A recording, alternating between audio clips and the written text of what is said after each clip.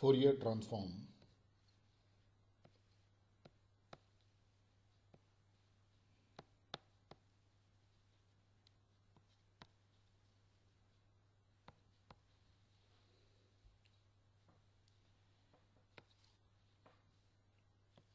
It is given by x omega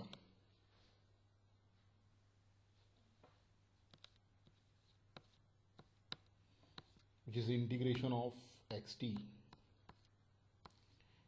e to the power minus j omega t from minus infinity to plus infinity, where this omega is in radian per second, xt is the signal in time domain. So x omega is frequency spectrum of given signal xt. Now if xt is real and even function of time,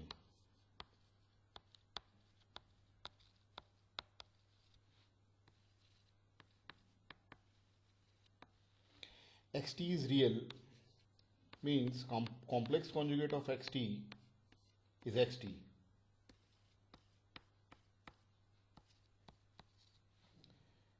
Second condition is xt is even, it means x of minus t is xt.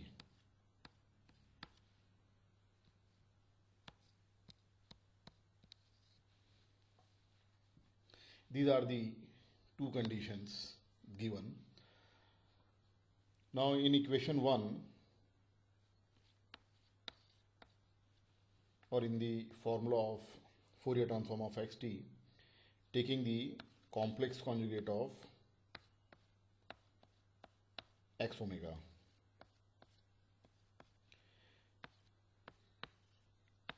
so in the right hand side we have complex conjugate of xt and complex conjugate of e to the power minus j omega t is e to the power plus j omega t.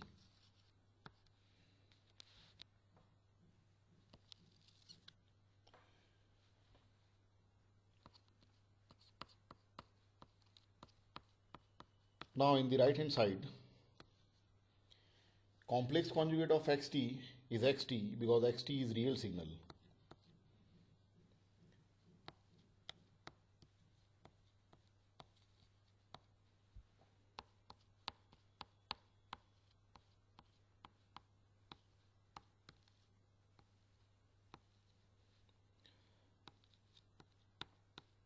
Now e to the power j omega t can be written as e to the power minus j into minus omega t dt. Let us make this equation 4 and this one is 5th. Now if we compare 1 and 5,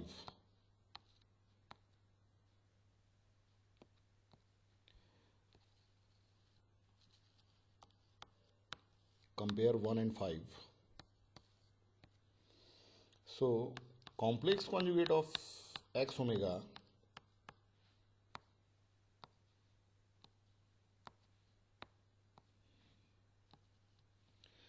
is, if I write x omega, then here we have minus j omega, means for x omega we have just omega here. So in the right hand side of equation 5 we have minus omega here. So the right hand side of equation 5 is x of minus omega.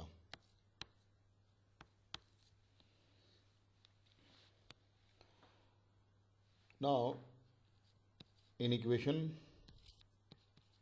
4, complex conjugate of x omega, or better to write like this. In equation 4, let us assume or let's replace t by minus k. So dt is minus dk. So equation 4 is now complex conjugate of x omega. Because t is minus k, lower limit of integration is plus infinity and upper limit of integration is minus infinity. T is replaced by minus k, so x of minus k e to the power j omega, again t is replaced by minus k, and this dt is replaced by minus dk.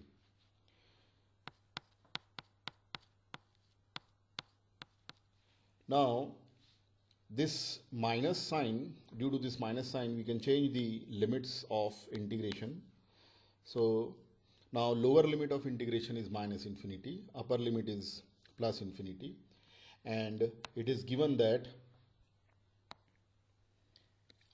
x of minus t is xt, so x of minus k is xk because xt is even signal. We write xk and e to the power minus j omega k dk.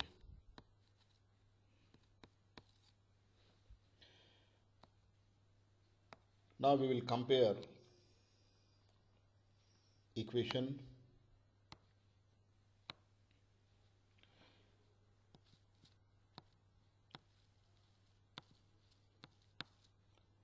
one and 7. So complex conjugate of x of omega is x omega, because in the seventh expression we just have k in place of t, so the right hand side of seventh equation is nothing but x omega. So this is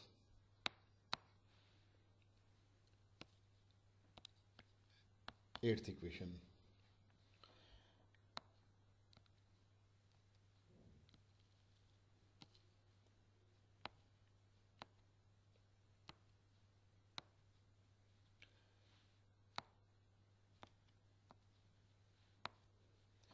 In this expression, complex conjugate of x omega is x omega.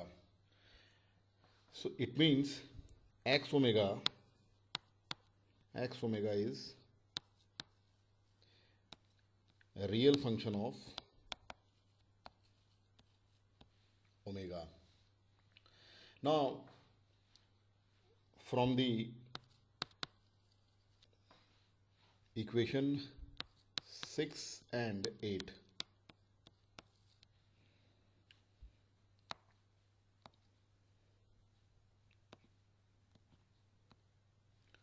we can equate the right hand sides of equation 6 and 8. This will give x omega equals to x of minus omega, which means the x omega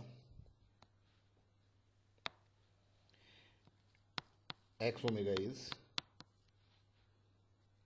even function of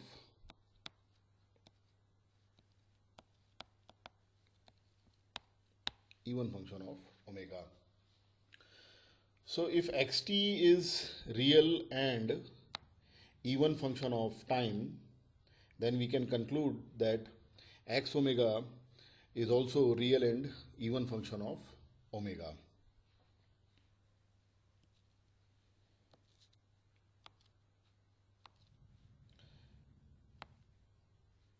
Now let us take another condition, that xt is real and odd.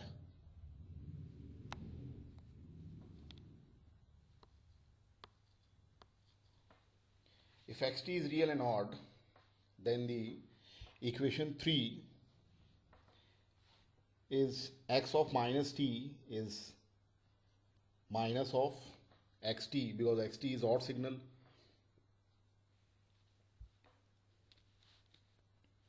Then we write the equation in same way. We will take the complex conjugate of x omega, and after equation 6 we will replace t by minus k in equation 4. T is replaced by minus k, dt is replaced by minus dk. So the complex conjugate of x omega, complex conjugate of x omega is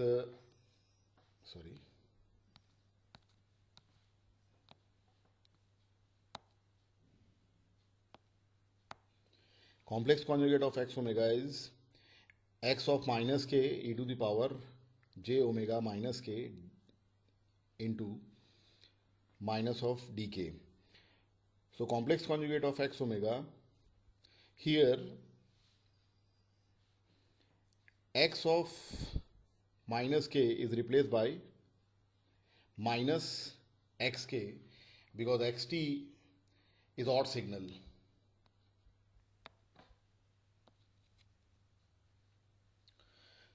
So now the comparison of equation 1 and 7 will give complex conjugate of x omega equals to minus of x omega. If complex conjugate of x omega is minus of x omega, then the x omega is imaginary function of omega.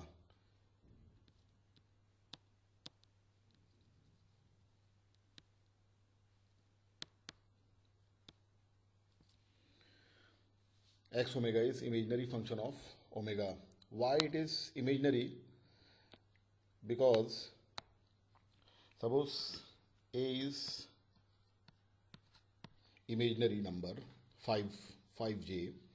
If I take the complex conjugate of a, then it becomes minus 5j, which is minus of a. If complex conjugate of a is minus a, it means a is imaginary. That's why complex conjugate of x omega is minus omega here. So x omega is imaginary function of omega. Now if we compare equation 6 and 8, then the right hand side of equation 6 and 8 will give x omega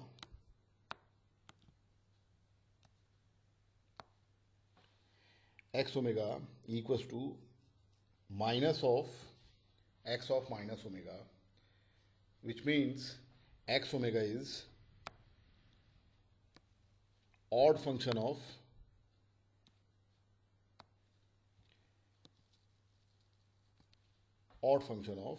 omega. Similarly, we can derive the two more conditions where xt is imaginary and even and xt is imaginary and odd. We will follow the same procedure, and at the end we will get this result.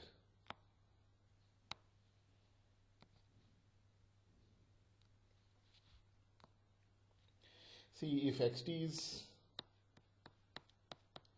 is imaginary and even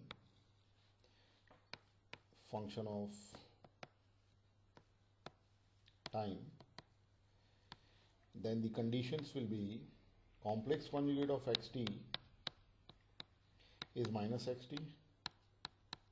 This will be the first condition, and xt is even, so x of minus t is xt. This will be the second condition. And if xt is imaginary and odd,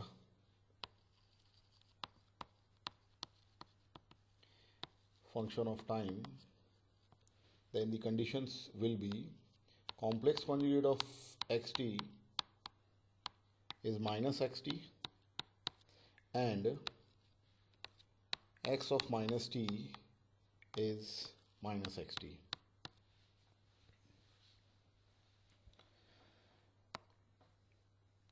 So finally, we can write that xt can be separated in four parts: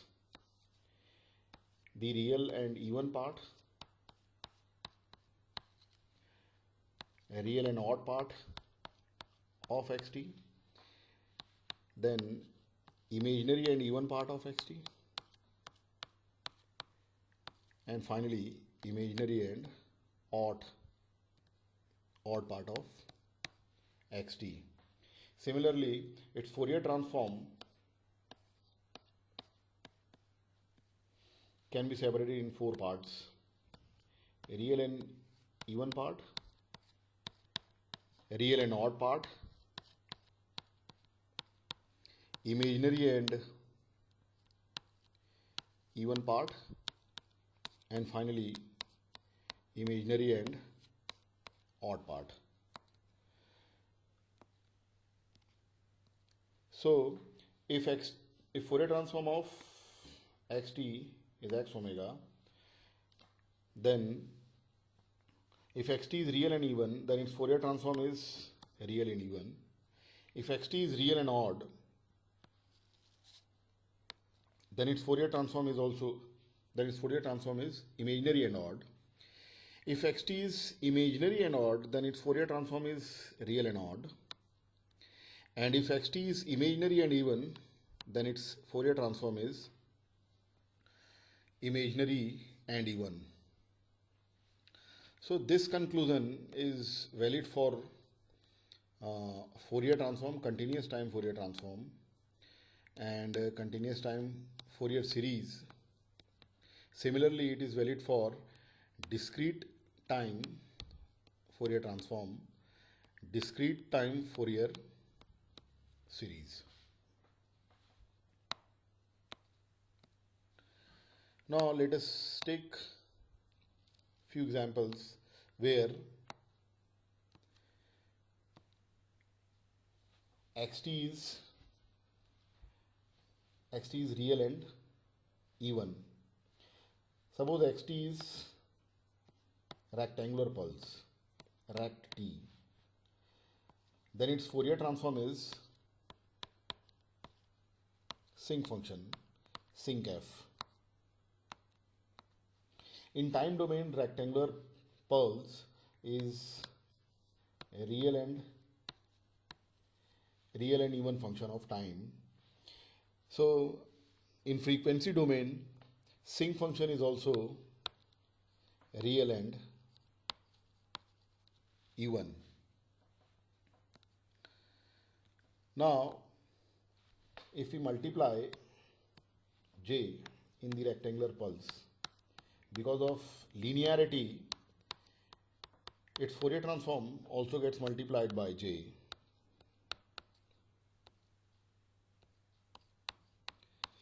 So Fourier transform of j rect t is j sinc f. Now this signal is imaginary and even. So in frequency domain, its Fourier transform is also imaginary and even.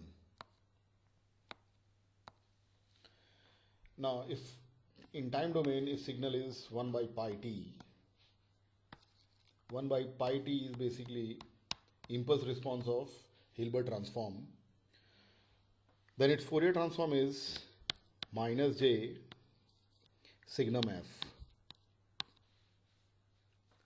This 1 by pi t is real and odd, function of time, and its Fourier transform minus j signum f is imaginary and odd function of frequency. Now if you multiply this signal with j, then it becomes j by pi t, and due to the homogeneity or linearity, Fourier transform also gets multiplied by the same factor j. So the Fourier transform is now minus j square, and minus j square is 1. So Fourier transform is signum f. Now in time domain, the signal is imaginary and odd.